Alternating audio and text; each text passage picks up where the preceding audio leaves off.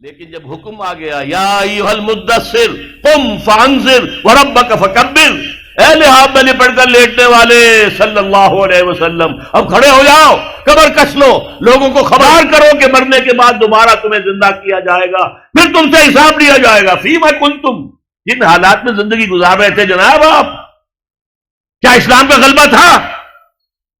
نہیں ہے اللہ، اسلام غالب تو نہیں۔ تم کوشش کر رہے تھے غالب کرنے کی، سوائے شرمندگی کے اور کیا ہاتھ آئے گا؟ اللہ تعالیٰ کی حجت تو قائم ہو جائے گی۔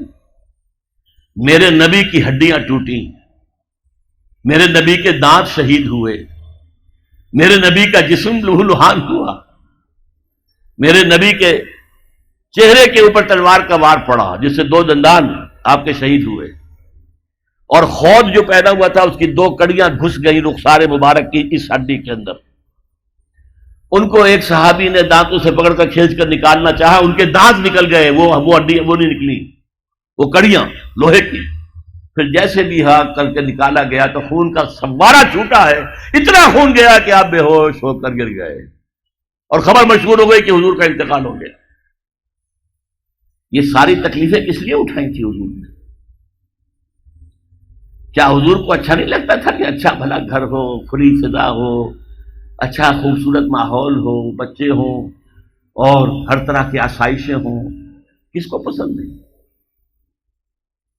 یہ صحابہ کرام کیا کر رہے تھے؟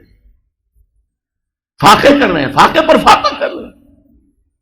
غزوہ خندق میں حکم ہو گیا مشورے کے بعد کہ خندق کھودی جائے، دفاع کی ایک ہی شکل۔ اب سردی کا موسم ہے شدید، کئی وقت کا فاقہ ہے، پیٹوں پر اپنے پتھر باندھ رکھے ہیں اپنی چادروں کے ساتھ کس کر کہ پیٹ دوہرا نہ ہو جائے، کمر دوہری نہ ہو جائے۔